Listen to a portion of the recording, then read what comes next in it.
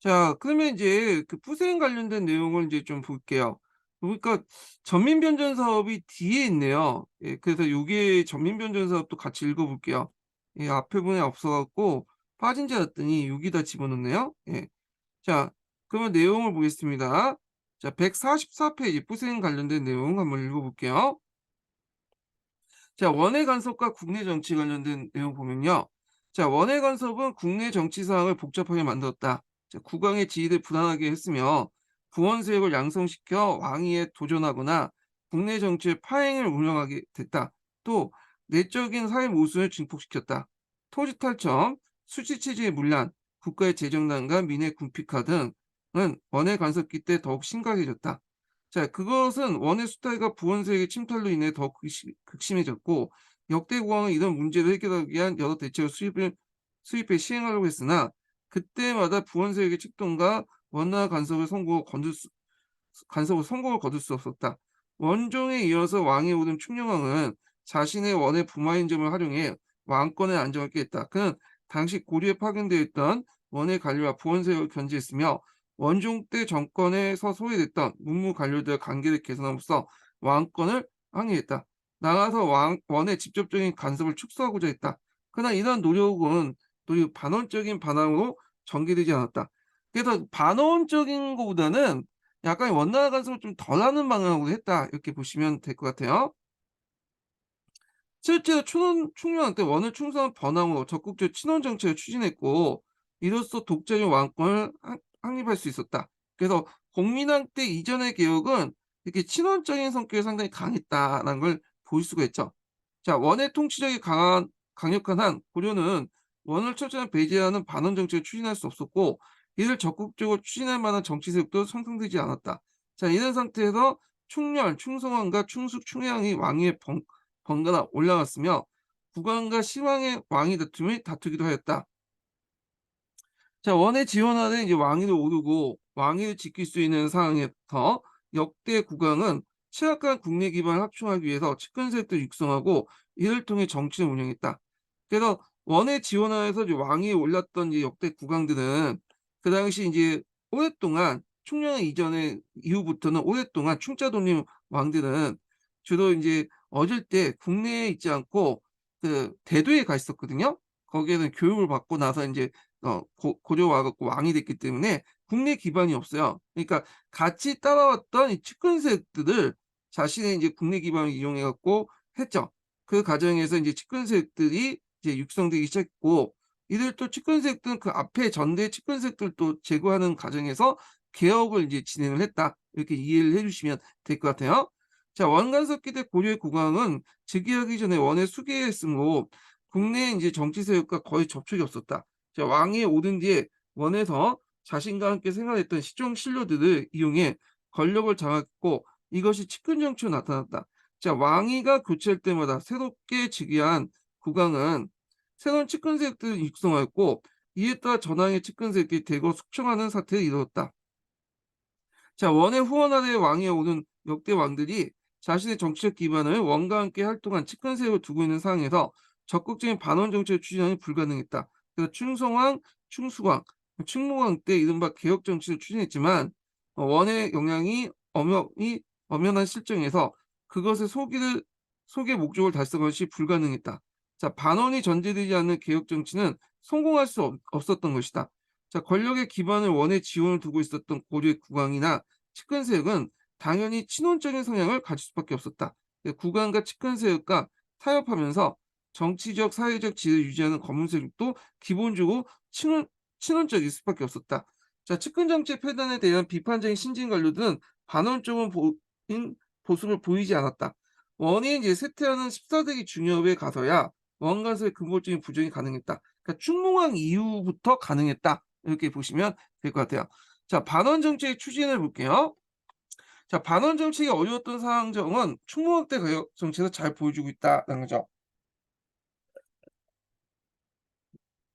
그래서 이제 충무왕 3년에 정치도감을 설치해서 전황의 측근색을 배제하고 개혁 정치를 추진했다. 요때 인제 충무왕은 이 정치를 통해서 부원색을 제거하려고 했으나 부원색의 대대적인 반격으로 개혁이 실패로 돌아갔다. 근데 요거는 좀 잘못된 기술이야.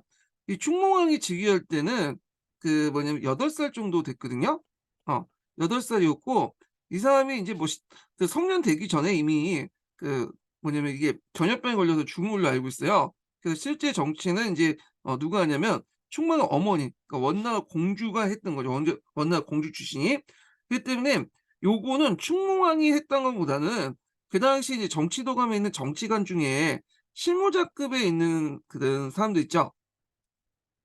그래서 인제 얘네들이 인제 추진했다고 보시면 돼요. 그러니까 신흥 유신이라고 하는 색들이 이렇게 인제 해서 뭔가 이걸 계기로 해고 구원 세력들을 이제 되돌리고 반격을 하려고 했는데 이게 실패했죠. 아까 기산만의 옥삽 때문에 너무 인제 그 선을 넘었죠. 예. 그래서 인제 이거 실패했다 이렇게 보시면 돼요. 그래서 여기는 좀 기술이 좀 잘못된 것 같아요, 요거는요. 자, 그럼에도 이제 충무공 때 추진된 개혁안은 개혁 주체의 도덕성과 제도 운영의 공공성을 강조한 성리학적 개헌론. 아까 인제 그 이런 정치관들의 이제 실무자들이 상당히 뭐냐면 신흥 유신 계층하고 연결돼서 보시면 돼요. 그래서 충녕왕 때 충성왕 때 개혁론과 큰 차이가 있다. 그래서 반원 정치에 본격화하신 것은 이 공민왕 때죠. 이 공민왕. 자, 요거는 인제 좀 이따 나중에 얘기를 해 볼게요. 이거는 공민왕 따로 인제 얘기를 할게요. 자, 그다음에 이제 앞에서 못했던 전민변전 사업을 좀 볼게요. 앞에서 이제 농장이 확대되면서 그다음에 녹갈전이 실시됐고 그다음에 녹갈전이 안 된 다음에 전민변전 사업이 이제 행해졌다고 했잖아요. 그 전민변전 사업 관련된 내용인데 이 전민변전 사업은 뜻이 뭐냐? 요게 예전에 기출문제 나왔어요. 공민왕 관련된 내용에서 한번 나왔는데 전민변전은 부당하게 탈점한 토지를 본래 주인에게 되돌려 주고 농장에 응립된 탈점민들 주로 예속민들이나 그 노비들이죠. 노비들을 원래 양민의 신분으로 이렇게 만들어서 부세를 부과하는 정책이 전민변전 사업이에요. 예. 그래서 전민변전 사업들은 원종부터 해서 우왕 때까지 쭉 지속적으로 이제 진행됐다. 이렇게 보시면 될 것 같고요. 자, 요게 인제 원종 관련된 내용이 있으니까 좀 보면 이렇게 있고 자, 원종 때는 김준과 인연이 탈전한 정민을 번전하는 것이 주된 임무였다. 그래서 전민변전 사업으로 표현되는 개혁 정치는 충녕왕 때도 실시됐다. 그러니까 즉위한 충성왕은 개혁 교서에서 권력층의 토지 점탈, 유민 은립, 조세 분합, 지방 간의 타락 등을 폐단을 지정하면서 불법적인 토지 점탈에 대한 철저한 조사와 본래 주인의 한수를 지시했다. 그래서 충성왕의 이런 개혁 정치는 오래 충성 왕에 의해서 강제퇴임하면서 지속되지 못했다. 그래서 1차 충성에 즉위할 때는 실제 즉위 기간이 5 월에서 6 개월밖에 안 돼요. 짧은 기간이었고 요때 인제 충성왕 때 주요 인제 기간은 앞에서 얘기한 사림원이라고 인제 보시면 되겠죠. 자, 그다음 충성왕이 복위 후에 또 인제 뭐냐면 민생 안정 정책으로 인제 전민 변전 사업을 추진했는데 이때 인제는 정농사가 이제 추진했다. 그 주요 기관으로서 이렇게 보시면 돼요. 자, 충성왕은 충녕왕과 달리 원의 인제 간섭과 제도를 적극 착용해서 원형화를 개혁하려고 했다. 그래서 충성왕은 정민 변경 사업에 그치지 않고 재정 수입을 확대 노력을 했고 창고제를 개혁하고 가병제를 실시해서 상고제를 보호하는 것이 그것이었다. 예. 그래서 이제 전민 변전 플러스 재정 수입 증대를 하려고 했다. 이렇게 이제 보시면 될 것 같고요. 자, 그래서 인제 이 충성왕 같은 경우에는 상당히 인제 그 우리나라를 이제 원나라 시스템으로 만드는 과정에서 이 원자 독립의 인제 간직들을 많이 만들죠, 1차 개혁 때. 근데 이런 것들이 원나라의 신기를 건들게 된 거야. 어디 건방지게 참언한다 생각하니까 조비 무고 사건을 이제 핑계로 해 갖고 충성왕을 대도로 이렇게 소환을 하죠. 예. 자, 그다음에 충성왕의 이제 아들이 충수광인데 충성할 때 개혁 정책은 두 차례 있었다. 왜냐하면 이 사람도 이제 마찬가지로 두 번에 거쳐서 인제 즉위를 하게 돼요. 그래서 인제 요때 1차 즉위가 있고 이때 2차 즉위가 있는데 자, 그래서 이제 1차 즉위하고 2차 즉위 중간에 충해왕이 있죠, 충해왕. 예, 충해왕도 마찬 두 번 즉위하죠. 예. 그래서 돌아가면서 즉위를 했다. 이렇게 보시면 되고요. 충성 5 년에 개혁 교서에서 지방간과 곡물 징수 간의 비행, 그리고 권력층의 납세 거부, 전미탈점, 고리대나 향리의 피역을 위한 민의 부담 등의 증가 등 현실적 폐단이 지적되었고 그 대책의 비행의 금지, 처벌과 그 정액 이상의 사전 한수, 어 농장 투탁민의 추세, 그러니까 투탁한 사람들 원래 양민이었다가 인제 그 자기 토지들 건세를 맡기고 자기는 경작권을 갖고 그 밑에 노비가 되거나 예송이 되는 그런 경우가 있는데, 이걸 원래 상태로 돌아가는 거야. 원래 신분으로 양민화 시켜 갖고 공민으로 만들어 가지고 세월을 걷겠다, 그런 얘기죠. 자, 기인력의 면제 등을 방안이 제시했다. 그러나 충성왕의 장기가 원에 억류됨으로써 성과를 거둘 수 없다가 나중에 억류에 풀려서 왕이 회복한 그 12년 10월에 개혁교서를 반포했는데, 이때도 권력층이 인제 뭐냐면 토지 점탈과 인구 응익이 거론되었다, 이렇게 했고요.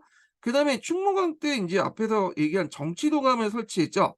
이 정치도감 같은 경우에는 주요 인제 속관들이 상당히 뭐냐면 그 한미한 가문 출신, 그러니까 신흥 유신 계급 항리 출신의 가문이었다 보시면 돼요. 자, 그리고 이 정치관들은 자주와 문생 또는 동료로 연결된, 동료는 우리식으로 하는 동기의 의미야. 동기. 예. 동기로 연결되어 결속력이 강화되었다.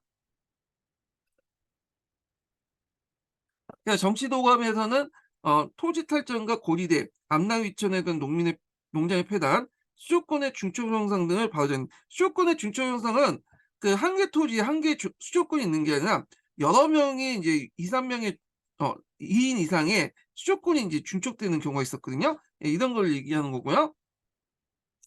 자, 그래서 각대 정치관을 파견하여 존무 암령사를 겸하게 하고 양전을 실시했으며 토지 탈점 절차도 처벌했다. 그렇지만 인제 너무 선을 넘은 경우죠. 이게 앞에 얘기한 처럼 기항제의 이제 족제였던 기산만이 취조 중에 사망하자 정동행성 이문소가 개입되어 정치도감 개혁의 활동이 중단됐고, 결국엔 부원세의 반발로 정치도감이 폐지되고 개혁은 실패됐다, 이렇게 해서 있고요. 그다음에 인제 요게 이제 공민왕 때 내용을 볼게요. 공민왕 개혁은 이제 따로 인제 설명하고, 여기에서는 주요 인제 정치도감 관련, 아니 정민 변전도감 관련된 내용만 좀 얘기하겠습니다. 자, 경민왕 때 여러 차례 교수를 반포해 개혁을 추진했는데 역시 핵심은 전민 변천이었다.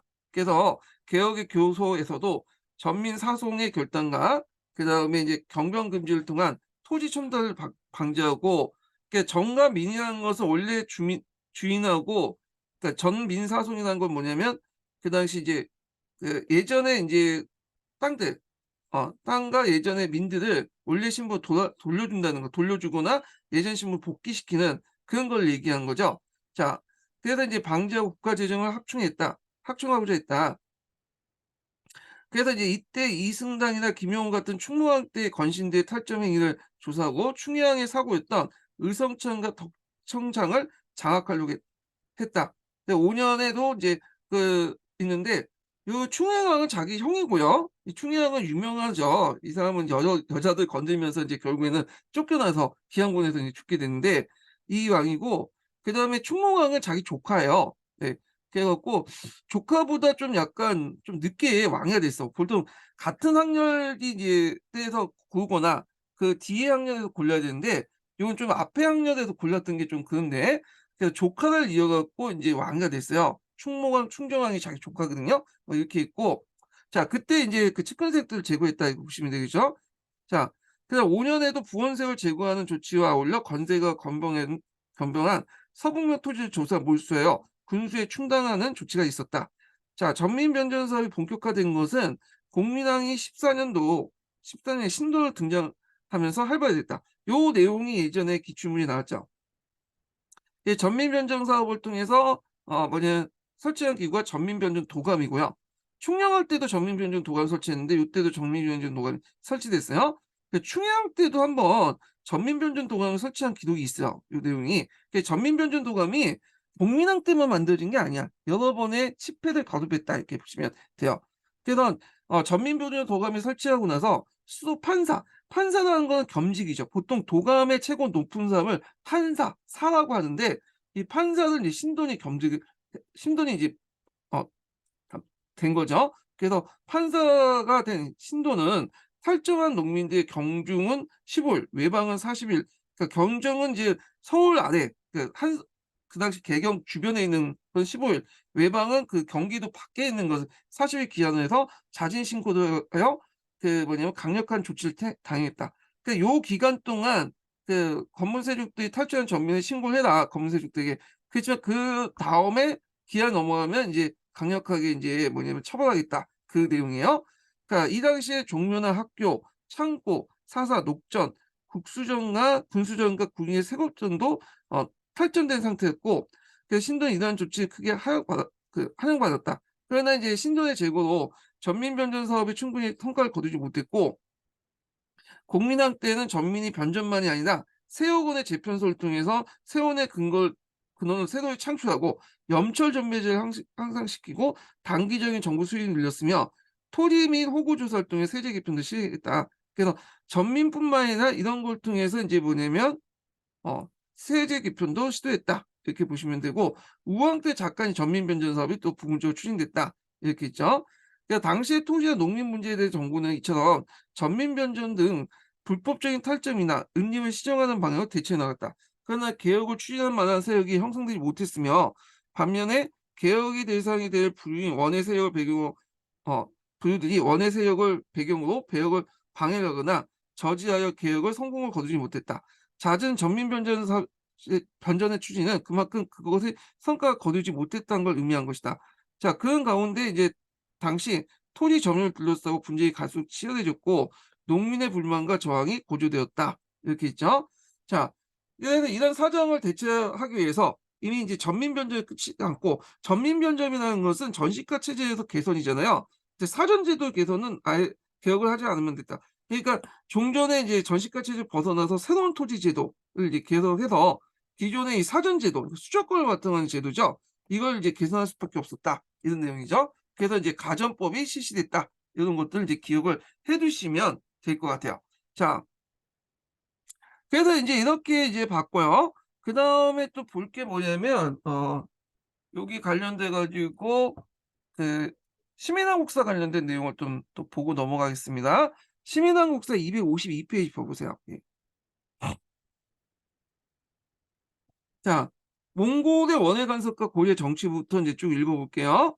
자, 1206년 징기스칸이 건국한 몽골 제국은 정복 전쟁을 벌이면서 세계 정세를 뒤흔들었다. 자, 고려는 최후가 집권했던 1232 년에 처음 몽골의 침공이 있은 후부터 1259년 강화가 논의될 때까지 장기간에 맞서 싸웠다. 자, 몽골 간의 전쟁이 끝난 뒤 고려는 국가를 유지하고 전쟁 전과 비교했을 때 커다란 변화를 맞이했다. 특히 국왕의 위상이 크게 변화하면서 국내 정치에 영향을 미쳤다. 자, 몽골과의 전쟁이 장기화되면서 문신관료를 중심으로 왕권의 회복을 주장하는 강화론이 제기되었고 몽골도 항전을 주도했던 무신 정권을 견제하기 위해서 고려왕을 지원했다. 자, 그러나 이제 몽골의 도움을 받은 왕과 무신 정권이 대립하는 상황이 초래됐고 이면이 원종을 편입했지만 몽골의 압박을 위해서 복위시켜야 했고 복위된 원종은 몽골에 친주한 후 뭐냐면 몽골 군대를 앞세우고 돌아와 무신 정권을 무너뜨리고 왕정을 회복했으며 그에 반발했던 삼백조 항쟁을 진압하고 국내에 있는 반몽골 세력들을 일수했다. 자, 이로써 무신정변 이후 100년 동안 종속됐던 무신정권이 붕괴되면서 왕정이 복구됐고 국왕권이 회복되었다. 동시에 몽골의 간섭이 시작되면서 고려의 국왕이 몽골에 종속되었다. 자, 삼별천 항쟁을 전후하여 고려 왕실과 몽골 황실 사이에 혼인관계가 맺어졌고 이때 이제 왕실 혼인은 충녕왕 때부터 공민왕까지 이어지면서 고려 국왕은 대대로 몽골 황실의 부마가 되었다. 그렇다고 고려가 단순히 몽골의 부마국이 되었던 건 아니었다.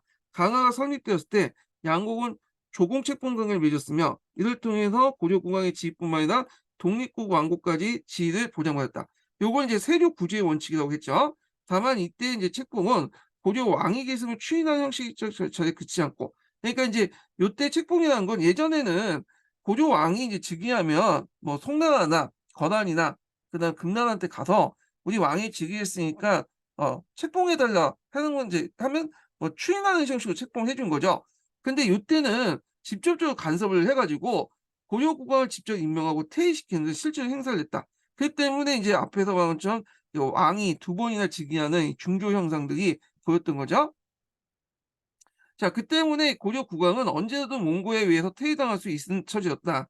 자, 그래서 실제 원은 1298 년에 처음으로 고려왕을 퇴위시켰다. 당시 충녕왕이 건강에 이상이 있다는 이유를 들어서 아들 충성왕을 전이한다는 명목이었지만 실제 조정의 정치 변화 속에 충녕에 대한 부정적 인식이 높아졌기 때문이다. 이렇게 했고요.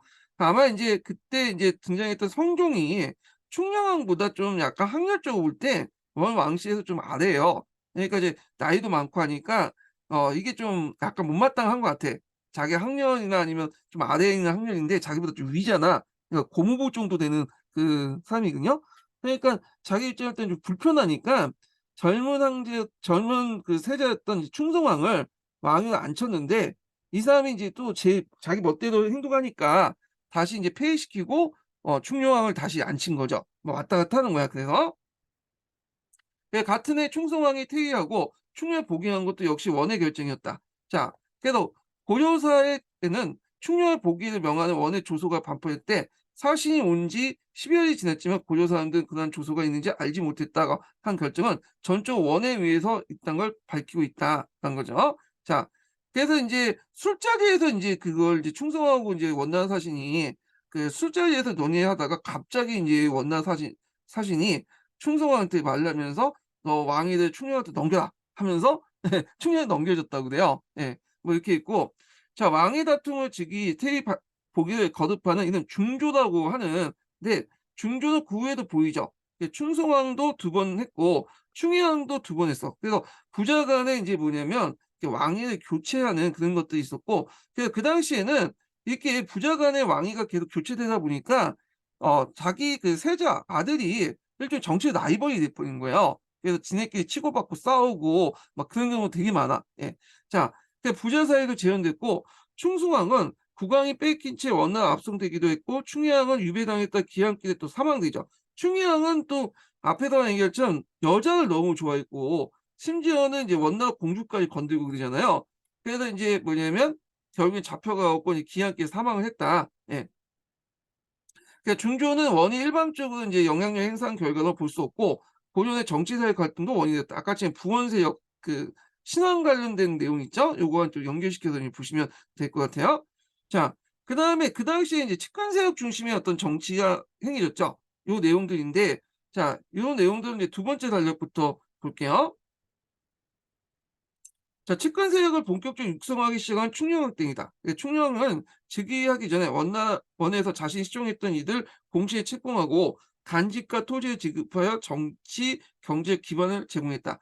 그리고 이들을 중심으로 정치를 운영하면서 원에 대한 그 공물 부담을 줬고 홍차구처럼 원에 결탁하여 그 고려 왕조의 그 체제 유지를 부정하는 친원 세력들 견제했다.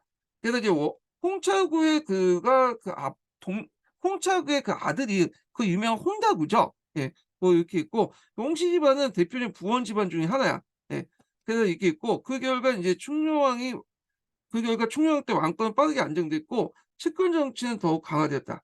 충녕왕의 측근 세력은 처음에는 세자 시절을 호종했던 한강과 내로와 몽고어 역간, 호위무신 이렇게 있는데 내로는 인제 뭐냐면 여기 보시면 이쪽 궁중에서 국왕의 신분을 움직이게 했던 사람들을 인제 얘기를 하는 거고 그리고 충녕왕 때 제국대장 공주를 가졌던 갤린구, 검령구라고 하죠, 한자로. 그래서 검령구는 이제 원공주 출신 왕비를 따라서 고려 원사람들인데 되게 이제 고려 간직에 임명됐고 막강한 또 권한을 또 행사했던 사람들이에요.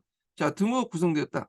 자 측근 정치가 계속되면서 국왕의 총애를 받아 출세하는 사람들이 늘어났고 그 가운데 충녕왕의 기호에 맞춰서 매잡는 기술이나 사냥할 기술로 총애를 받거나 왕에게 압첩하는 사람도 있었는데 충녕왕이 사냥을 되게 좋아했다고요. 예. 그래 갖고 인제 그 뭐냐면 그러다 보니까 인제 매 잡는 기술 그러니까 영화에 매가 인제 사냥용으로 많이 쓰이잖아요. 그래서 이런 사람들 총애했다고 그러거든요. 자 여기에서부터 천민에서부터 가구에 급제한 문신 관료 지금까지 다양한 신분이 포함되어 있다.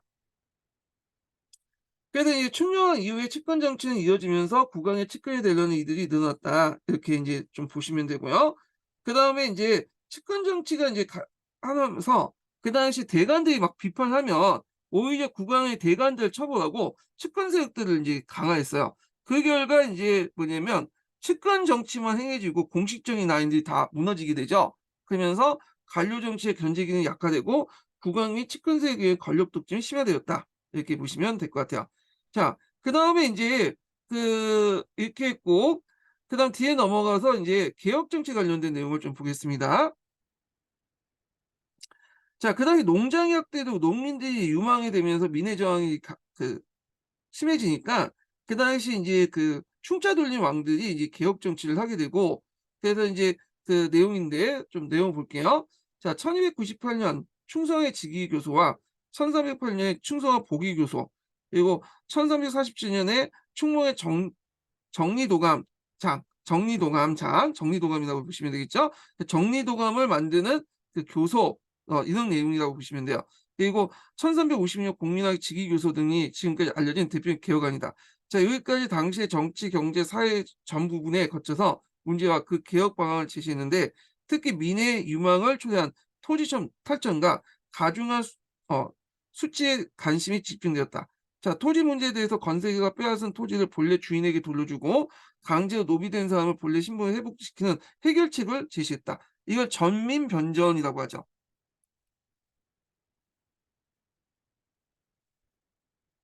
수치 문제는 건세가 조세를 납부하지 않는 행위를 처벌하고 지방간과乡里가 중간에 불법을 수탈하는 일을 막는 방식으로 민의 부담을 줄이고자 했다. 충성왕 때는 정부의 토지를 조사하고 공부를 다시 정하며 간원소를 줄이는 등 재정을 확충하는 노력도 기울였다. 하지만 원간 섰기 때 개혁 정치는 성공을 거두지 못했다. 건세가나 관리의 불법 행위를 처벌하는 방식으로 해결될 수 없었던 것이다. 그 때문에 비슷한 개혁이 여러 차례 반복됐으나 불법 농장이나 토지 탄압의 수단으로서 악용되었던 사급제를 없애는 일과 같은 근본적인 대책은 마련하지 못했다. 자, 개혁의 정치적 목적이 자리한 어떤 문제이다. 새 국왕이 즉위하면 개혁을 명목으로 전왕의 측근 세력들을 내쫓는 데 목적을 두고 개혁을 추진했기 때문에 궁극적으로 권력 집단만 교체됐을 뿐 불법 행위는 사라지지 않았다. 자, 원의 개입도 개혁을 방해하는 요인이었다. 충성의 개혁은 원의 충성을 폐위시키면 실패했고, 그다음에 충무왕 때는 정치도관 개혁도 기항후 일족에 처벌한 것을 발단으로 중단되고 말았다. 그래서 정치도관 실패는 원의 관세에 벗어나지 않고는 개혁을 추진할 수 없다는 사실을 일깨우는 계기가 되었다. 자, 거기에 보면 이제 친원세력과 입성칙동을 볼게요. 자, 고려가 몽골과 전쟁을 통한 몽골의 앞잡이가 되어 몽골군을 인도했던 사람도 있었는데, 몽골의 1차 침략 당시에 이제 항복했던 홍대순, 홍보왕의 부자가 대표적인 이제 그 사람이고, 홍보의 아들이 홍차구고요. 그래서 이제 있고, 이게 홍차구의 이제 그 아들이 홍다구라고 제가 알고 있거든요. 이렇게 있고, 강화 직전에 이제 원의 신임을 얻어서 고려도와 곡물 납부 과정에서 작패를 잇는 사람들이 등장했는데, 이들 친원 세력이 됐다. 자, 충녕왕은 적극적인 이제 뭐냐면 외교 활동을 통해서 홍차구를 비롯한 친원 세력들이 권력을 함부로 쓰지 못한 것을 막으려고 했던 것이고요. 그러나 이제 국왕의 중조가 거듭되는 등 왕권이 약화되자 친원 세력이 뭐냐면 다시 대두었다. 그래서 홍봉의 후손들은 원의 요양 행성을 중심으로 세력을 유지했고, 고려의 권력 투쟁에서 패배한 사람들 중에 원에 들어가 친원 세력들이 되는 경우가 많았다. 그래서 이제 여기 요양 행성이라는 것은 요동반도에 있는 행성이라고 보시면 돼요.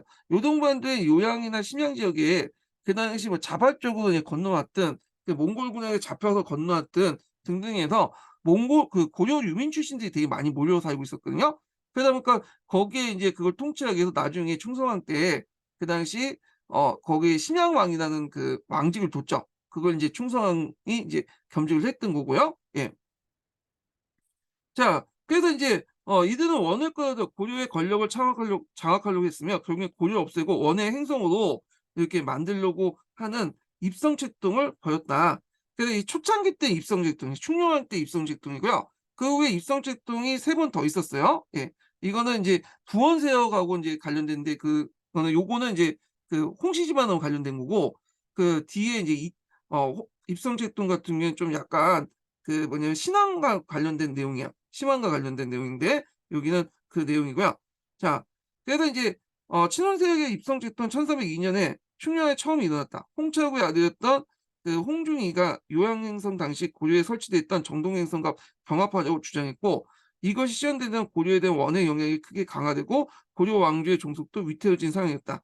이후 이제 1323 년에 윤천신과 오잠 등에 의해 입성론이 제기되는데, 이는 충성의 측근으로 국내 전쟁에서 패한 후 원에 들어가 고려를 없애고 행성을 만들자고 주장했다. 두 번째 인제 뭐냐면 그 입성책동이라고 보시면 돼요. 당시 원에서 이를 받아들여 이름을 사만행성 이름을 지을 만큼 구체화되긴 했는데, 이후에 기철 등은 친원세력이 수차례 더 입성론을 제기했다. 그러나 이제 입성론은 실현되지 못했는데, 그 앞에서 얘기한 것처럼 세조 쿠비라이가 고려 국가를 유지하기 위해 약속했던 점에서 강력히 반대한 결과다.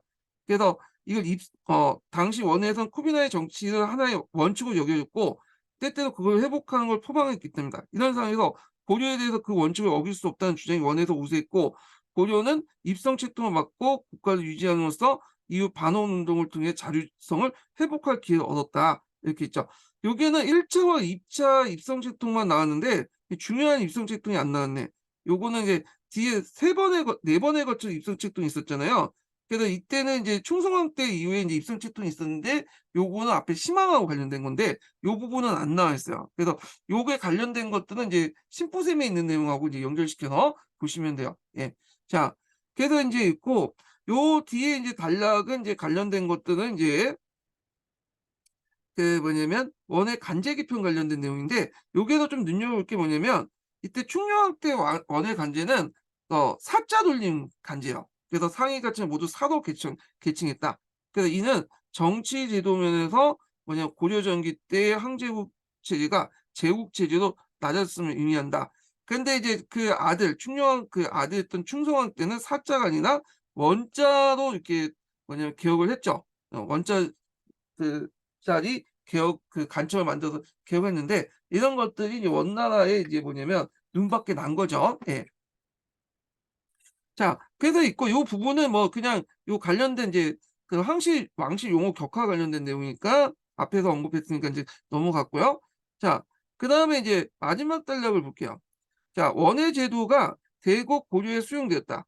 자 왕실 수기를 담당했던 포르치 그다음 매사육과 진상을 담당했던 은망 서기를 뜻하는 빛의 지를 비롯한 우달치와 파오치 뭐 아가치 같은 이런 그 간직들이 인제 뭐냐면 설치되었다. 어 근데 요게 치자가 붙은 것도 인제 우리나라에 영향을 줬죠. 뭐 버슬라치, 장사치 좀 안 좋은 의미에서 인제 치자가 붙잖아요, 전미사가요. 예. 자 이것들은 인제 모두 세족 쿠비나의 친위 조직 캐시에 해당하는 주로 국왕의 측근에 임명하는 측근 정치를 강화하는 도구로 이용했다. 자 캐시의 설치는 원의 강요가 아니라 왕권 강화의 필요성에 따라서 했고 국왕의 원의 부마였기 때문에 가능한 거다 이렇게 보시면 돼요.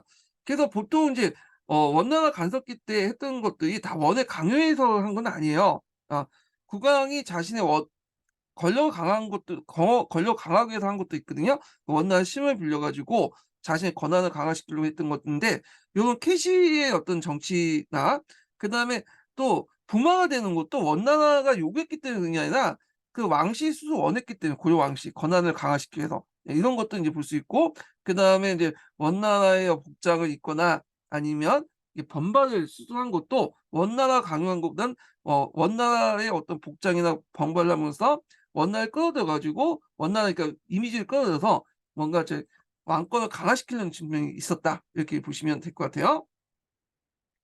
자 그다음에 인제 이렇게 있고 그다음에 뒤에 넘어가서 인제 다시 한국사 통론을 이제 보겠습니다.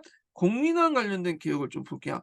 자 신앙사대별 개혁 운동은 충무왕 때 정치도관 개혁 역시 실패에 돌아갔고 이후 공민왕 때 인제 뭐냐면 본격화됐다. 자 공민왕 때 개혁을 할 수 있었던 게 뭐냐면 요거 예전에 한번 기출문제 나왔던 건데 원명 교책이었죠. 예전에는 개혁을 제대로 못했던 게 원나라심이 너무 강했기 때문에요. 근데 원명 교체기를 하면서 이제 원나라심이 약해지고 명나라가 인제 힘이 강해지면서 개혁을 할 수 있는 여지가 됐던 거야. 대외적 배경이 됐던 거죠. 자 그래서 이때 인제 신흥사대부는 요때 충무왕 때 인제부터 등장했던 신흥 유신 계층들이라고 보시면 돼요. 요때 이 신흥 유신 계층은 우리가 생각하는 반원적이고 상당히 개혁적인 성향을 갖고 있다. 이렇게 보시면 되고요. 세력이 잠옷 선장했고 또 대륙에는 한족의 흥기로 원이 쇠퇴하고 있었으므로 공명왕이 이들 신흥사대부를 기반으로 개혁 정책을 시행할 수 있었던 것이다. 그래서 공명왕의 개혁 방향을 보면 안으로는 건문 세력을 억압하고 밖으로는 그들의 배후 세력이 원에 축출하는 것이다. 그래서 인제 여러 개혁들이 나오는데 공민왕 개혁 관련된 내용은 시험 문제 자주 나오는 부분이에요. 그래서 요거는 좀 자세히 좀 다뤄볼게요. 자 그래서 잠깐 서브 노트 정리 좀 해 보고 그다음에 차근차근 어 강독을 해 보겠습니다. 자 공민왕의 개혁을 보면 그 공민왕의 개혁은 이제 개혁 교서에도 나오죠. 그 전민사손 결단과 수도권의 축척을 금지시킨다. 그 앞에서 이제 전민변전 사업을 하고 중증된 수도권들을 한 명의 이제 그 전주가 한 명의 수도권을 한 명의 그러니까 한 명의 전주가 한 개 땅에 대한 수도권을 갈 수 있도록 이제 계획을 하겠다. 이렇게 이제 하고 공민왕 같은 경우에는 그 자기 어머니가 그 원나라 공주 출신이 아니에요. 그 고려인이기 때문에 좀 약간 자기 조카보다 충녕과 충무왕보다 좀 뒤늦게 가서 그 뭐냐면 왕이 됐던 사람인데 이 사람도 마찬가지로 그 한동안은 몽골에 있었어요. 예, 몽골에 있으면서 인제 그 측근 세력도 같이 인제 그 키워줬거든요. 근데 이 사람이 즉위할 수 있었던 게 뭐냐면 그 공민왕은 자기 어머니는 그 원나라 공주가 아니었지만 원나라 공주인 노국공주와 결혼했죠. 그래서 이 노국공주의 어떤 노비력이나 이런 것을 힘입어 왕이 될 수 있었던 거야, 이 사람은요. 그러니까 돌아오자마자 인제 그 개업을 했는데 몽골풍의 의복과 병발을 폐지하고요. 전방을 폐지했죠. 전방은 그 최후 정권 때 만들어진 인사기구였는데 이제 초창기 때는 이제 신진사대부, 신흥세력들의 어떤 그 기용의 그 근거가 되었는데 나중에 인제 이게 그 건문 문신 정권 그 문인 정권이 무너지고 나서도 계속 유지가 됐죠. 그래서 건문 세력들이 장악해서 오히려 신흥 세력들을 막는 그 뭐냐면 그 건부가 되었죠. 그래서 이제 정방을 폐지했는데 이 정방은 다시 부흥하고 그래요. 그래서 왕권이 강할 때는 이제 정방이 폐지됐다가 왕권이 좀 약해지면 또 다시 부흥하고 이렇게 됐다. 이렇게 보시면 될 것 같아요. 그래서 이제 인사권을 전리사와 군부사에게 이제 인양을 하고 요거는 간제 개편을 인제 좀 전해요. 삼성 육부 체제 복귀 이전에 국민학 때 원년 때 내용이에요. 그다음에 전민변전 도감을 설치했다. 이렇게 있고 그다음에 인제 조일신의 난이 인제 실시했는데 조일신이라는 사람은 이것도 인제 왜 난이 일어났는지에 대해서 여러 가지 설이 있어. 조일신 자체가 공민왕의 측근세력이었거든. 원나라에 있을 때부터 같이 있었던 사람인데 갑자기 뜬금없이 인제 조일신이 난이 나 갖고 와서 건문 세력들 죽이고 하니까 이 사람이 난을 일으킨 배경이 국민왕에 일으킨 치익 쿠데타가 아니냐라는 그 설도 있고 뭐 여기 때문에 개혁 정책에 대한 반발 때문에 일어났던 설도 있고 하여튼 설이 되게 많아요. 예 하여튼 이렇게 있었다는 거. 자 그래서 1차 개혁하고 인제 국민학 개혁은 크게 이제 1차 개혁하고 여기 2차 개혁은 이제 있는데 1차 개혁은 이제 이색이나 이런 신진 사대부들을 중심으로 했다. 그 반원 개혁이죠. 그래서 부원 세력들을 제거하고요. 그다음에 정동행성, 이문소를 철폐하고 그다음에 상성 총관부를 탄압하는데 그게 거의 같은 한 날 1 시에 일어났어요. 같이 이루어졌어. 예.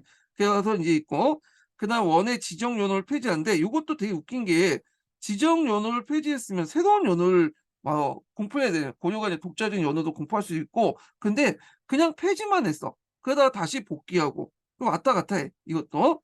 그다음에 간제를 복구를 했는데 요때 인제 예전의 간제는 인제 언제 때 간제냐 문종 때 간제죠. 그래서 종전에 인제 축소됐던 간제들 삼성 육부제도 복구를 했는데 문종 때 간제를 복구했다. 왜냐면 문종 때 삼성 육부제가 확립이 됐던 시기는요. 요거 예전에 기출문에 나왔던 거죠. 예. 그래서 쌍성 총괄부를 탄원할 때 그때 인제 그 지역 토착세였던 이자춘이나 조동리 내응에서 쉽게 함락시킬 수 있는데 그래 갖고 이제 이때 이자춘은 이성계 아버지죠. 그래서 이걸 통해서 인제 이성계가 뭐냐면 이자춘이 중앙 정계로 진출할 수 있는 계기를 마련했고요. 그다음에 인제 쌍성 총괄뿐만 아니라 마청역 이부까지도 이제 지출하게 돼요. 예. 마청역 이부까지도. 그래서 인제 그걸 타냈는데 그 쌍성총괄부하고 동령부 관련된 내용이 심부셈에 있거든요. 그래서 읽으려니까 너무 시간 관계상 뭐 읽지 못하겠고 찾아서 읽어 보세요. 예 뭐 중요한 건 아닌데 자 하여튼 있고 요 마천역 이북은 인제 지도에서 그 교과서에 보시면 인제 표시돼 있는데 대개 보면 여기 이제 있으면 요쪽 부분 여기 부분은 이제 마천역 이북인데 그래서 이 길줄설의 근거가 됐던 동국 구성의 그 위치가 여기이지 않냐. 그 국민당이 예전에 그 탄압했던 지역이 있죠. 상성 총괄을 넘어서 탄압했던 지역이 인제 그 지역이 예전에 그 동북 구성의 위치였고 되게 인제 쉽게 탈환할 수 있었던 이유가 뭐냐면 예전에 동국 구성을 개척하는 과정에 지형 지물 같은 거 다 파악했기 때문에 가능한 거고 그래서 길줄설에 근거가 됐던 게 여기죠. 예 그래서 동국 구성이 이렇게 맞춤형 이북 지역까지 있었다라는 설이 아마 이제 공민왕이 쉽게 인제 여기까지 진출했 했는데 이거는 동국 구성이 여기 뭐냐면 요 위치에 있기 때문에 그렇다 해서 길주선하고 인제 연결되어 있는 성이라 그 선이라고 보시면 돼요. 예. 그래서 뭐 중요한 건 아니니까 넘어갈게요. 예. 자, 그다음에 인제 여기 보면 쌍성총각 그 정민변준덕암이 인제 있는데 여기 보면 여기 설치됐다가 폐지됐다고 설치되고 폐지되고 이게 한 7 번, 8번 폐지됐다 그랬어요. 이게 우리가 인제 뭐 국민학 때 그 신 앞에서 언급했던 누구야 그 신도하고 관련된 것만 설 설명하고 있는데 요때도 집회를 거듭했다 이렇게 보시면 될 것 같고 자 하여튼 그 당시에 인제 반원 정책이 잠깐 유보됐는데 홍건적이 인제 침입됐죠. 홍건적은 여러 분파들로 구성돼 있는데 그중에 인제 용영 지역에 있는 홍건족의 일부가 고려를 공격해 가지고 고려 서강을 함락하고 한때는 개경까지 함락했어요. 그러다가 이제 공민왕이 안동까지 피신을 했죠. 자 그래서 인제 이 당시 홍건적의 침입을 막기 위해서는 좀 대외안정이 필요할 거 아니에요. 그래서 반원 노선을 좀 유보를 했고 원외에 사신을 보내서 우호적인 자세를 취했고 다시 종동 해석을 복구했고 그다음 지원이라는 연어도 사용했고요. 연어도 간제도 후퇴하고 뭐 그렇게 인제 했어요. 자 2차 개혁을 또 볼게요. 신돈이 주도했는데 또 인제 뭐냐면 전민변전 도감을 또 설치했죠. 재설치했고 이 목적은 건문 세력들의 경제 기반을 약화시키고 국가의 재정 수입 기반을 확대시키면서 했다는 거. 신도는 전민변전 도감을 설치해서 스스로 판사에 침입을 했고요. 그래서 이제 앞에서 얘기한 이런 개혁들을 진행을 했다라는 거죠. 예. 그랬지만 이제 나중에 그 왕 20 년에 반역을 꾀했다는 혐의로 유배돼서 전민변전 사업은 이제 충분한 성과를 거두지 못했고요. 그리고 개혁 중진 세력들의 결집이 미약했다는 거. 자, 그리고 인제 있고 그리고 인제 여기 보면 이제 그 신진사대부 성장하고 관련된 개혁도 했어요. 요거 예전에 한번 기출문제에 나왔던 건데 충무왕 이후부터 등장한 이제 신진사대부 신흥 유신들은 그 앞에서 얘기했죠. 성리하고 무장된 세력들이라고 했잖아요. 그래서 인제 종교의 한당 유학을 거부하고 성리하고 이렇게 무장된 세력들이 이제 많았거든요. 그래서 공민왕 개혁 중에 이 신진사대부를 재생산할 수 있는 개혁들을 이제 많이 진행을 했어요. 그래서 이걸 예전에 한번 시험 문제 나왔는데 크게 세 부분으로 나눠 볼 수 있어요. 하나가 성균관 증용이야. 그래서 예전에 국자감이라는 게 있었죠. 근데 이 국자감에는 기술학부가 같이 있잖아요. 근데 성균관 같은 경우에는 오로지 이제 성리학만 가르치는 거야. 그때는 이색이나 정몽주나 이순신이 고관이 돼서 성리학을 연구를 했고 그 기관에서 이제 이걸 통해서 이제 신진사대부를 재생산하는 기반을 만들었고요. 그다음 과거 시험을 정비했죠. 그래서 사장 중심에서 이제 대신에 오경 중심으로 바뀌었다는 거. 사장이라는 건 문학이나 이제 뭐는 이런 것들을 되게 중요한 시나 문장을 잘 짓는 건데 이런 것들은 교서를 작성하거나 외교 관계 사대 문서를 작성할 때 좀 필요했던 건데 근데 문장을 잘 짓는다 해서 정치를 잘하는 게 아니잖아. 정치를 잘하려면 어떤 식견이 필요하죠. 그러니까 이 식견을 익히려면 오경 같은 걸 열심히 읽고 역사책을 많이 읽고 그래야지 가능했던 거잖아요. 그러다 보니까 이제 사서 중심의 오경 중심으로 바뀌고 그다음 유학적 성격을 인제 이제 유학의 성격을 혁신했다.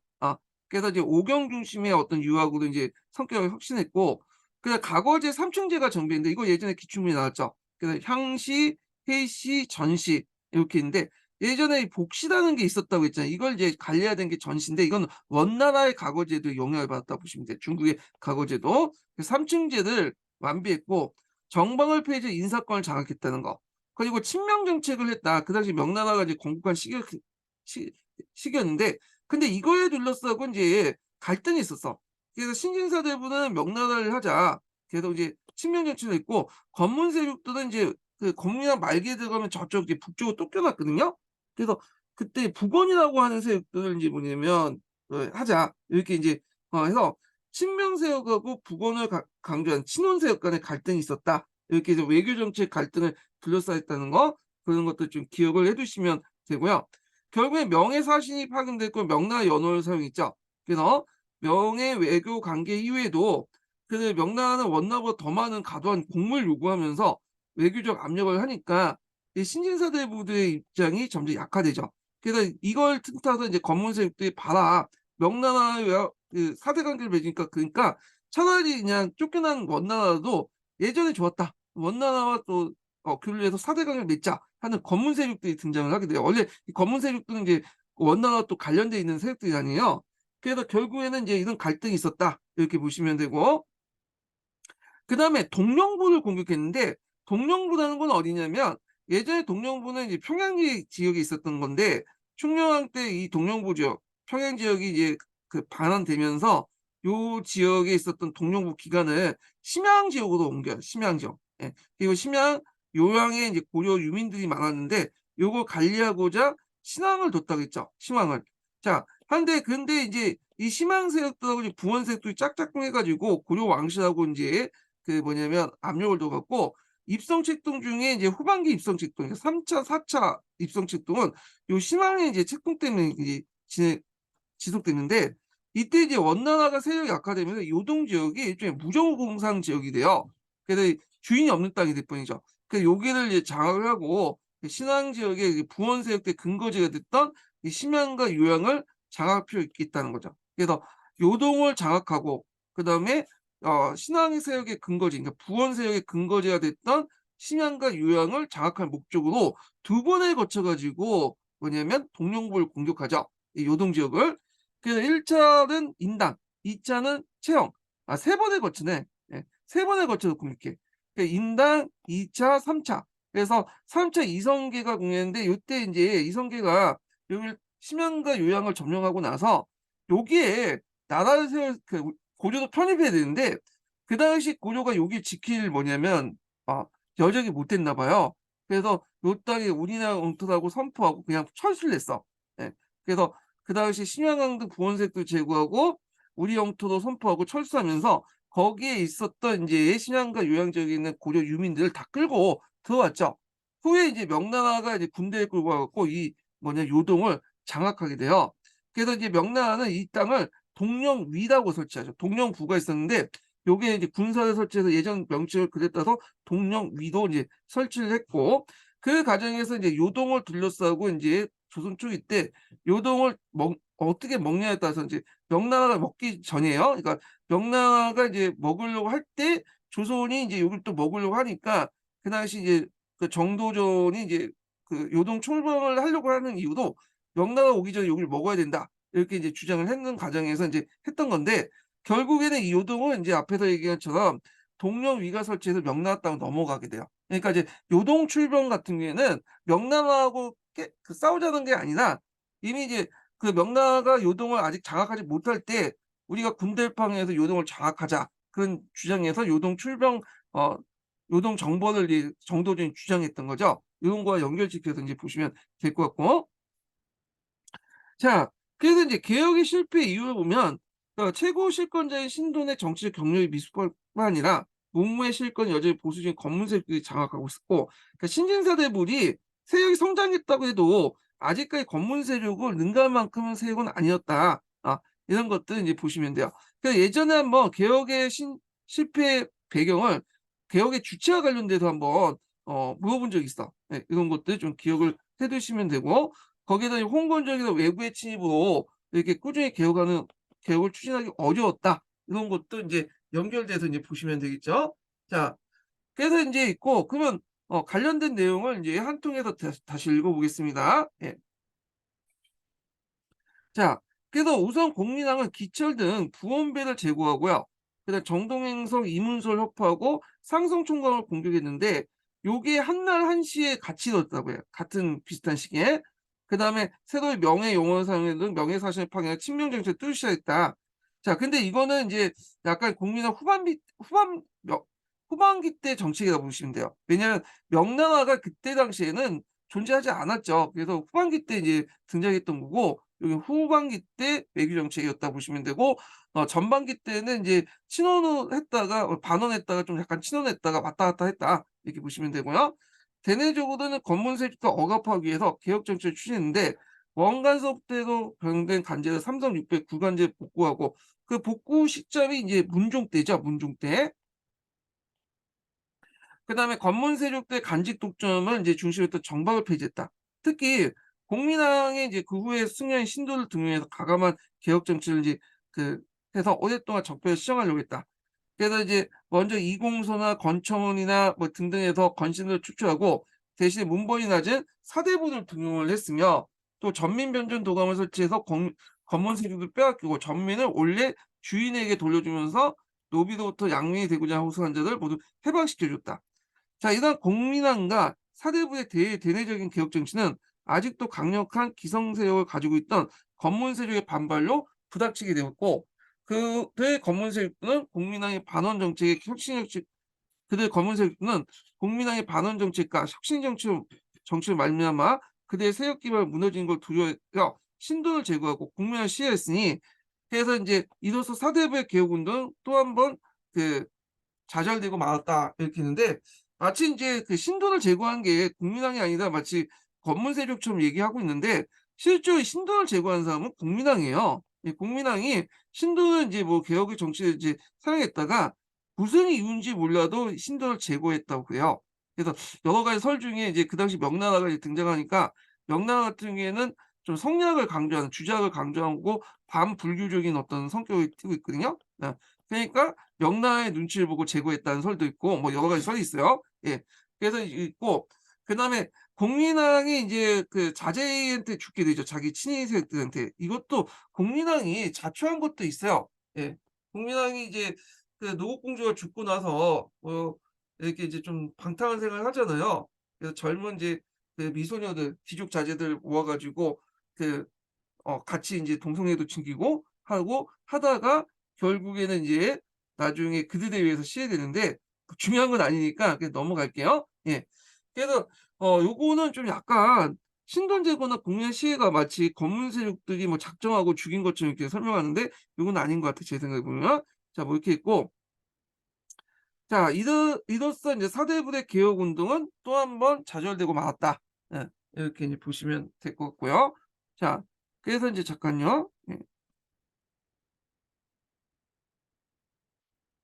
여기 있고, 어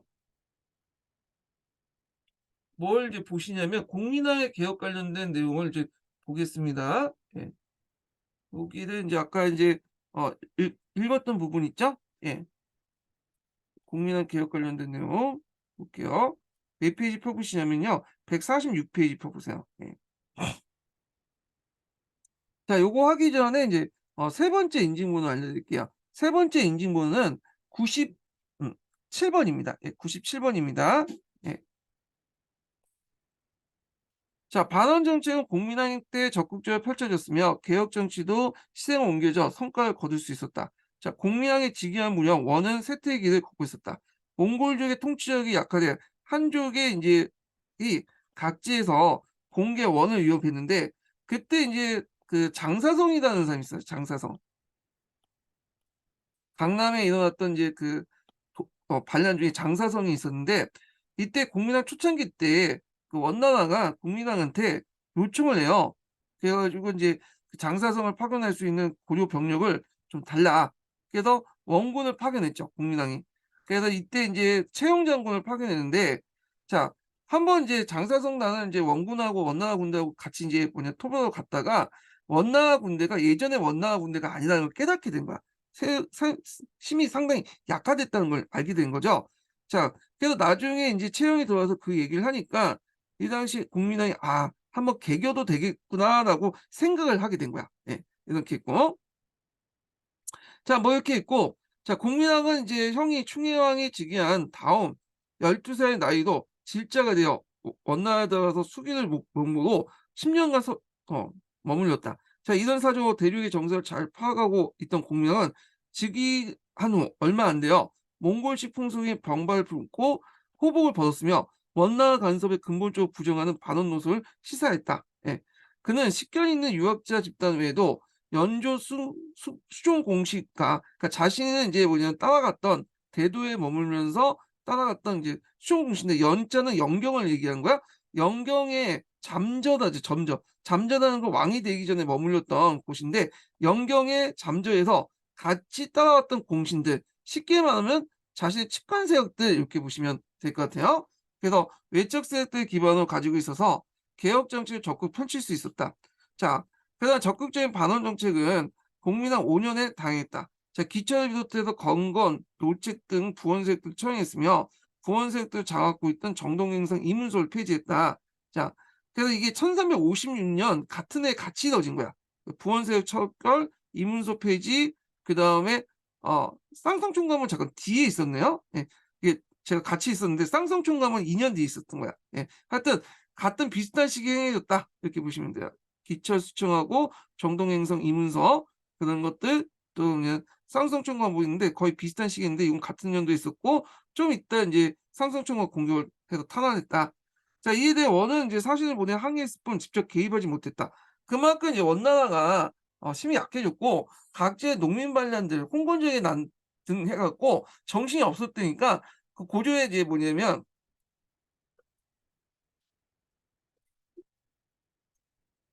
예, 고조에 이제 간섭할 수 없는 여지였죠. 예. 자, 부원세력이 제거되었으나 원의 간섭 배제되었다. 근데 이제 이거는 좀 생략됐는데 그 당시 인제 기철 등을 죽이고 막 그렇게 반원 정책을 하다 보니까 그거에서 이제 기항후가 좀 약간 열이 받았나 봐. 자기 오빠도 죽이고 하니까. 그래서 덕홍군을 인제 그 당시 덕홍군이라고 하는 그 뭐냐면 그 고려의 왕실 사람이 있어요. 그 사람이 자진한 게 아니라 이용당한 건데 하여튼 덕공군을 고려 국왕으로 세우려고 병력을 파견했어요, 정벌. 그렇지만 이제 그 당시 채용이나 이성계에 의해서 격파당했죠. 예. 그래서 예전에 이 관련된 내용이 예전에 기준명에 나왔거든 했거든요. 예. 그래서 원간섭을 배제했다고 했는데 직접 개입을 하지 못했다는데 실제로 개입하려고 했지만 앞에서 얘기했지만 이 뭐냐면 군대를 파견해서 개입하려고 했지만 실제로 잘 안 됐다. 오히려 패배를 당했기 때문에 그냥 뭐냐면 못했다는 게 그러니까 패배를 당했기 때문에 물러났다고 보시면 될 것 같아요. 개입은 시도하려고 했지만 그 뭐냐면 그 군대를 파견해서 이제 개입을 했지만 패배를 했기 때문에 물러났다. 예. 그래서 항의만 했던 게 아니에요. 그 군대로 파견해서 개입을 하려고 했어요. 힘이 안 됐다 그렇게 보시면 돼요. 예. 패배를 했기 때문에. 그래서 요 표현이 좀 그런데 넘어갈게요. 예. 자, 그래서 이제 부원색을 제거됐으면 원의 간섭을 배제했다. 자, 이런 반원 정책은 공민왕의 정적으로 하는 국왕 집권세에 의해서 추진되었다. 이렇게 이제 보시면 되고요. 자, 그렇지만 공민왕 8년과 공민왕 10년 두 차례에 걸쳐 홍건적이 치니까 외구의 잦은 침범으로 그 지금까지 견지했던 반원 노선을 유보하지 않으면 안 되었고 원과의 적대 관계 2중 3중의 적을 상대할 수 없는 상황이었다. 그래서 공민왕을 사신을 보내서 원의 우호적인 자세를 보이고 정동행성도 복구시키고 반원 정책이 일시 후퇴였다. 이렇게 있고요.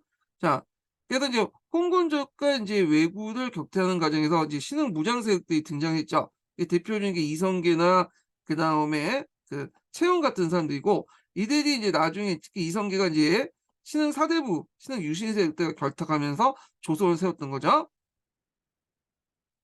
자, 그 공元 14년 신돈이 등용된 후 무장 세력들을 물리치고 내정 개혁을 하면서 왕권을 강화했다. 자, 이 세력을 중심한 신흥 유신들이 신돈 정권에 참여하면서 정치를 성장했다. 자, 신돈은 그 여기에다 보시면 알겠지만 신흥 유신하고 신돈하고 사이가 좋은 것처럼 얘기하는데 그건 아니에요. 신흥 유신들이 신돈을 되게 비판을 했어요. 예. 비판을 했고 그래서 인제 있지만 역설적으로 신돈의 정책들이 또 신흥 유신들을 이제 등용시키는 그런 정책도 했거든요. 근데 신흥 유신 입장 볼 때는 성리학자 무자 가치관을 통해 똘똘 묻혀 있는 애들이 아니야. 근데 파괴성인 신돈이 정치를 한다는 게 그 자체가 싫은 거야. 그래서 상당히 비판적이었어요, 이 사람들이. 자, 그래서 인제 있고 신돈은 공민왕 20년 반역을 깨한다는 혐의로 수문에 유배되었고 그 후에 이제 죽게 되죠. 예. 사살당했다 이렇게 보시면 되고요. 그 무렵 공민왕 17년 명이 건국된 후 명가의 관계가 급진전됐고 공민왕은 제18년과 19년 부원세의 마지막 거점이었던 원의 동령부를 공격했다. 자, 그 신돈의 개혁을 이제 계기로 정치 세력이 형성한 후 신흥 유신은 외교 문제를 두고서 검문 세력과 대립했는데 자, 이 신흥 유신 세력들은 친명책을 주장한 반면에 검문 세력들은 친원책을 주장했죠. 왜 그러냐면 명가의 외교 관계가 성립된 후 명나라가 너무 고려에 가중한 공무를 요구했어요. 원나라부터 더 요구가 심하니까 이런 것들이 검문 세력들은 인제 예전이 좋았다. 특히 얘네들 중에 상당수가 또 원나라와 연결된 세력도 많을 거 아니에요. 그러다 보니까 인제 이렇게 주장을 하게 되고 그거에 따라서 인제 뭐냐면 친명을 주장했던 이 신흥 유신 세력들이 힘이 좀 입지가 약화됐죠. 이런 것도 인제 보시면 될 것 같아요. 자, 그래서 인제 명가의 외교 관계에 성립된 직후부터 명은 고려에 가중한 공무를 요구하는 등 외교적 압력을 가해왔고요. 따라서 명가의 외교를 주둔했던 신흥 유신의 정치적 입장이 약화되었다. 자, 공민왕 사후에 뒤에 있잖아요. 이민이 즉위해서 이민이 우왕을 이제 뭐냐면 어 세우는데 큰 공헌을 했거든요. 이 우왕이 이제 신돈의 자식이다 아니다 가지고 여기 서 있는데 이거는 좀 나중에 설명하고. 자, 그래서 이제 이민이 이제 뭐냐면 그 즉위하면서 이 당시 인제 뭐냐면 권문세족의 입장에 따라서 친원 정치로 바뀌게 돼요. 그래서 인제 그 한통에서는 이게 중립 정책이라고 얘기를 하고 있는데 뭐 해석 여하에 따라 중립 정책을 할 수 있겠죠. 예전에 친명 정책이었다가 좀 친원 쪽으로 넘어가니까 약간의 이제 중간적인 입장에서 얘기했다. 그러니까 여기에서 인제 친원이었다가 친명 원이었다가 친명인데 친명이니까 여기에서 좀 나가니까 여기 중립이다 이렇게 나갈 수 있는데 제 생각엔 친원이 더 맞을 것 같아. 이건 너무 그러니까 너무 무리하게 해석한 것 같아. 친원이었다가 친명이니까 친명이었다 친원으로 돌아갔으니까 그래서 요 당시에 중립이다 이렇게 하는데 나 이해가 안 하는데 실제로 인제 보면 친원 정책이라는 표현이 맞아요. 예. 친명하고 충원 간의 중간보다는 그 친원 정책이었다. 예, 친명에서 친원으로 이렇게 돌아가기 때문에 뭐 중간적인 입장에서 인제 양쪽을 수용했다고 쓴 것 같은데 통론에서는 친원 정책을 했다고 보시면 돼요. 예. 그래서 친원 정책을 취하겠다 이렇게 보시면 되고. 자, 그래서 인제 이때 인제 누구의 정도전이 그 당시 이제 어떤 일이 일어났냐면 정도전한테 원나라 북원 사신을 맞이하라고 했는데 정도전이 그걸 거부했죠. 뭐 그래 가지고 결국에는 그것 때문에 이민의 눈밖에 나서 나주도 인제 뭐냐 유배를 했다고 한 7-8년 동안 나주에 이제 유배를 갔는데 요 나주의 지역은 그 당시에 뭐냐면 그 항소 부국민들이 되게 많이 살았나 봐요. 거기 가서 인제 좀 고생을 많이 했나 봐. 예. 그렇게 있고 자, 하여튼 인제 이렇게 인제 한번 봤고요. 그다음에 시민한국사 관련된 내용 한번 읽어 보겠습니다. 예. 공민왕의 반원 운동과 개혁 정치 관련된 내용 볼게요.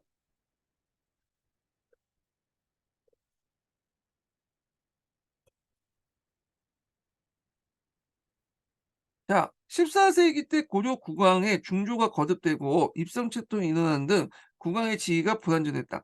반면에 신혼세의 입지가 점점 강화되는데 특히 14 세기 때 후반에 공려 출신의 기씨가 원의 항호가 되면서 이 그들 중심으로 하는 신혼세의 권세가 국왕을 능가할 정도로 강성해졌다.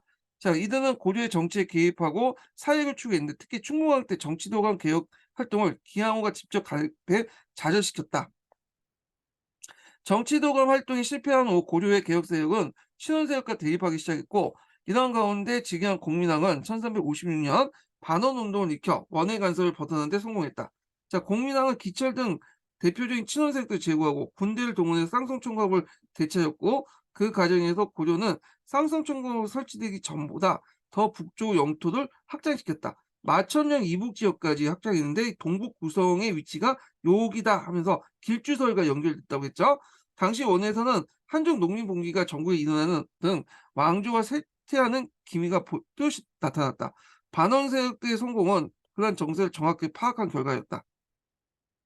그다음 공민왕은 원의 세력을 몰아낸 뒤 곧 개혁을 착수했는데 우선 원간섭기 때 이전의 정치제를 회복하고요.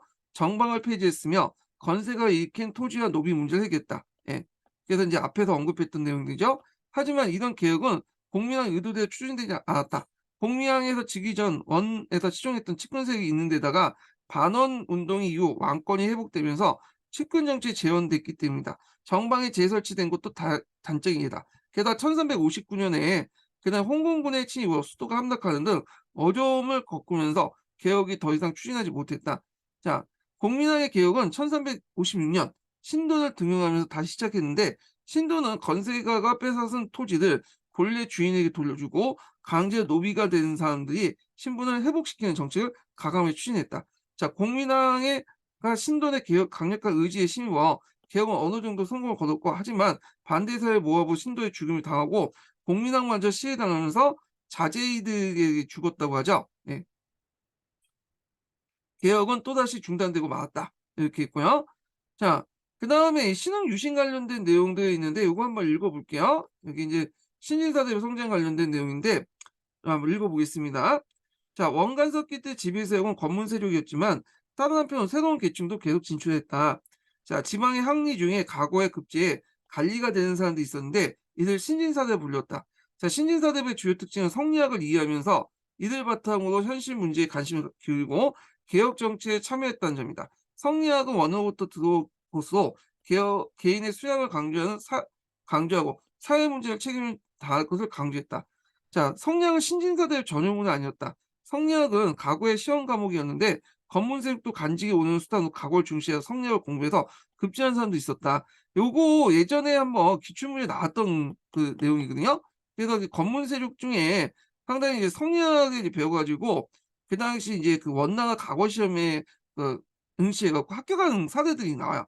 그래서 검문세력하고 이제 신진사대부의 경계가 좀 예매모호한 경우가 많다. 이렇게 보시면 되겠죠. 자, 그래서 자주 문생 관계 속에 성리학을 매개로 일부 신진사들과 검문세족 사이에 유대감이 이제 형성되게 됐다. 그래서 이 신진사들 검문세족을 불문하고 성리학적 과거에 급제한 문신 관료들이 신은 유신이라고 부른다. 그래서 그 신진사대부 안에 이게 좀 있는데 우리가 생각하는 신진사대부는 여기 아니고 요 안에는 이제 검문세족하고 약간 이제 우리가 생각하는 그 신진사대부하고 비슷한 유형의 사대부들이 있고요. 요 사대부들이 요 정도 이제 있는 사람들이 여기 속하고 우리가 생각하는 개혁의 주체로서 신진사대 반원적이고 개혁의 주체인 건 이 신흥 유신들은 충무왕 때 등장했다고 보시면 돼요. 이 신흥 유신.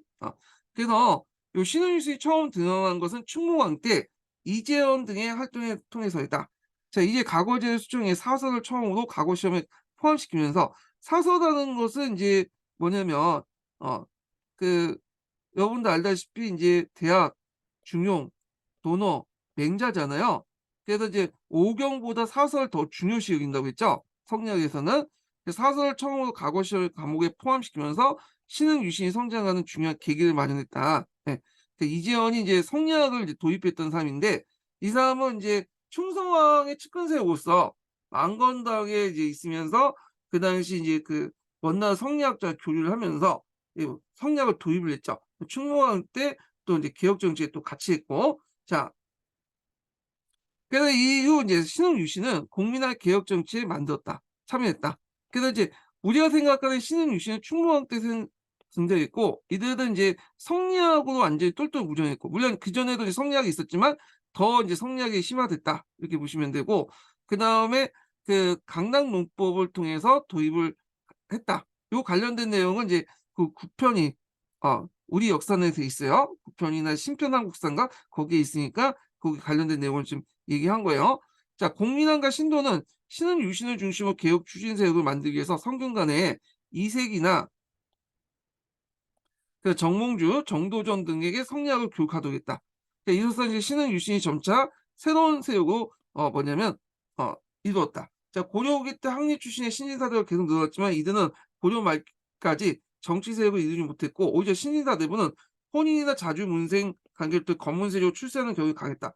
그럼에도 출신 배경에 관계없이 성리학을 공부하고 과거에 급제한 신은 유신은 현실 인식을 공유하면서 개혁을 참여했으며 신은 유신의 활동은 신진사대부의 정치 세력을 성장하는 데 큰 도움이 되었다. 이렇게 보시면 될 것 같아요. 그래서 신진사대부는 좀 큰 개념이고 그 안에 이제 신은 유신이라서 그런 작은 개념에 있는 사람들이 개혁을 추진했다. 그리고 그 넓은 범위에 있는 신진사대부 안에서는 우리가 검문세력하고 신진사대부의 요소가 같이 있는 사람들이 되게 많았다.